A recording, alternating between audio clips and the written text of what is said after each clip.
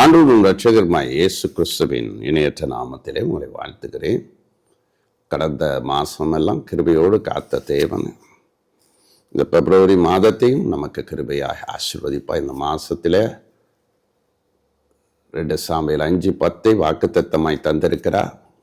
விருத்தி அடைகிற ஒரு மாசமாக விளங்கும்படி செய்வார். இந்த நாளுக்குரிய வாக்கு கொலைசீருக்கு எழுதின நிருபம் 1 அதிகாரம் 10வது வசனம். சகல வித நற்கிரியைகளின் கனி தந்த தேவனை அறிகிற அறிவில் வித்தியடைந்து கர்த்தருக்கு பிரியம் உண்டாக அவருக்கு பாத்திரராய் நடந்து கொள்ளுங்கள். இது அப்போஸ்தலனாகிய பவுலுடைய ஜெபமாய் இருக்கிறது. கொலைசிய பட்டணத்திலே வாழுகிற விசுவாசிகளுக்கு, சபையாருக்கு அவர் ஆலோசனை கொடுக்கிற ஒரு ஜெபமாகவும் இருக்கிறது. தேவனை அறிகிற ஆவிக்குரிய வாழ்க்கையிலே இவர்கள் வளர வேண்டும் என்று சொல்லி பவுல் ஜெபிக்கிறார். இது ஒரு ஜெபமாகவும் இருக்கிறது, ஆலோசனையாகவும் இருக்கிறது.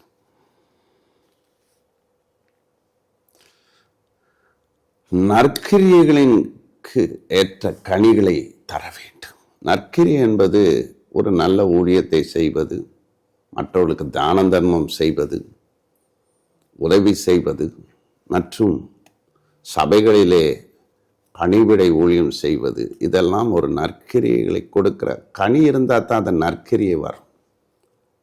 நல்லது செய்கிறது, மக்களுக்கு மற்றவங்களுக்கு உதவி செய்வது, ஊழியத்துக்கு உதவி செய்வது, சபைக்கு உதவி செய்வது, கனி என்று சொல்லும் பொழுது அதுதான் சாட்சி.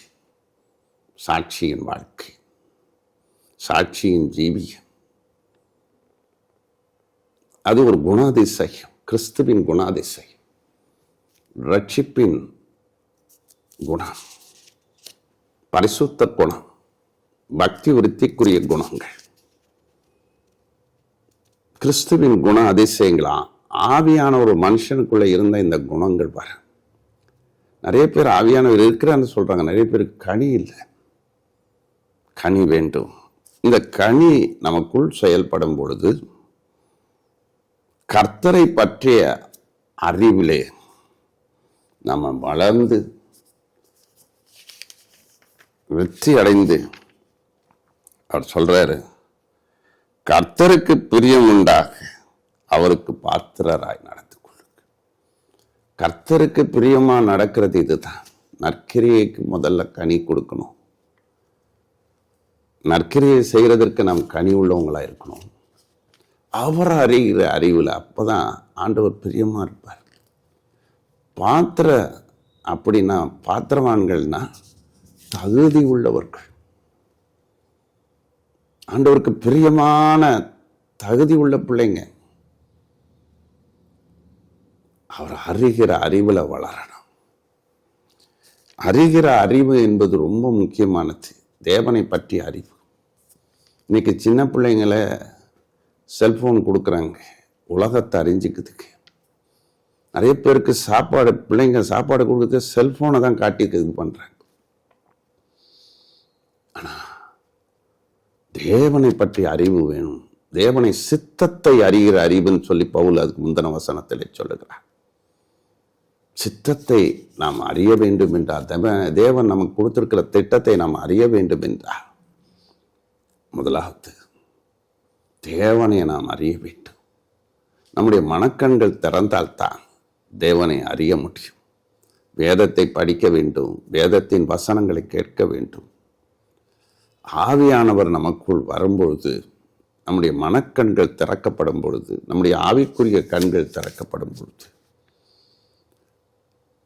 நம்முடைய ஆவிக்குரிய கண்களெல்லாம் திறக்கும்போது தேவனை அறிய முடியும். அவர் எப்படிப்பட்டவர்? அவர் அன்பு நிறைந்தவர். சிலுவையில் அவர் எதற்காக அடிக்கப்பட்டார்? இந்த உலகம் எப்படிப்பட்டது, அவர் எப்படிப்பட்டவர் என்பதை நாம் அறிய வேண்டும். அவர் மெய்யான தேவன் என்பதை அறிய வேண்டும். அவருடைய வார்த்தையை அறிய வேண்டும். அவருடைய சத்தியத்தை அறிய வேண்டும். ரட்சிப்பு எதற்காக இந்த உலகத்திற்கு அவர் வந்த நோக்கம் என்ன? ரட்சிப்பை கொடுப்பதற்காய் நாம் யார், நம்முடைய வாழ்க்கை என்ன, எதற்காக நம்மளை சிருஷ்டித்தார், அதுக்கு தேவனை பற்றி அறிவு நமக்கு இருந்தால்தான். இன்றைக்கு அநேகர் தேவனை பற்றி அறிவு இல்லை என்று வேத வசனமே சொல்லுகிறது. உலகத்தை அறிந்திருக்கிறார்கள், நிறைய பேர் பாவத்தை அறிந்திருக்கிறார்கள், கெட்டதை அறிந்திருக்கிறார்கள். நிறைய பேருடைய அறிவெல்லாம் பிசாசின் அறிவு தான். தேவ ஞானம் முக்கியம்.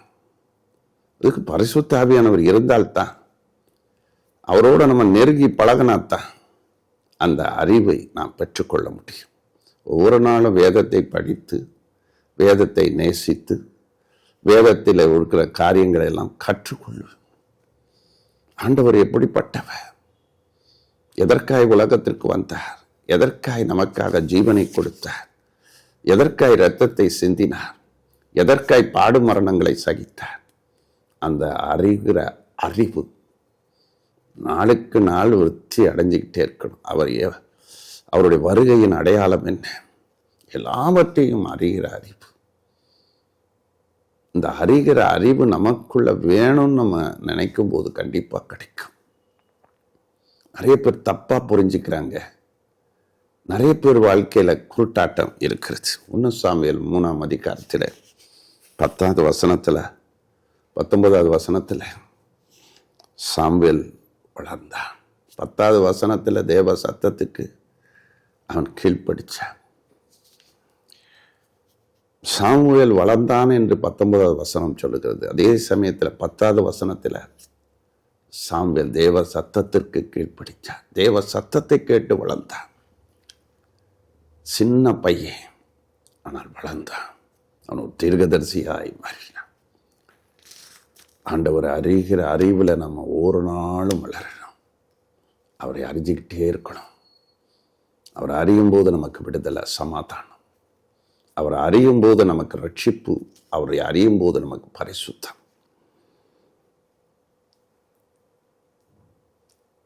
சாமுவேல் தேவ சத்தத்தை கேட்டான். இன்றைக்கும் ஆண்டவர் உங்களோடு பேச விரும்புகிறார். வாசப்படியிலிருந்து கதவை தட்டுகிறேன், ஒருவன் என் சத்தத்தை கேட்டு கதவை திறந்தார், நான் போச்சனம் பண்ணுவேன் என்று சொல்லுகிறார். அவர் சத்தத்தை கேளுங்க. உங்கள் செவிகள் திறக்கட்டும். உங்கள் செவிகள், உங்கள் மைண்டு திறக்கட்டும். உங்கள் இருதயம் திறக்கட்டும். ஆண்டவர் உங்கள் மேல் பிரியமாக இருக்கிறார். அவருக்கு பிரியம் உண்டாக நடந்து கொள்ளுங்க. நற்கிரியைகளுக்கு கனி கொடுக்கிறவங்களா அவர் அறிகிற அறிவில் நாளுக்கு நாள் விருத்தி அடைகிற அனுபவத்தை பெற்றுக்கொள்ளுங்க. கர்த்தர் உங்களை ஆசீர்வதிப்பார்.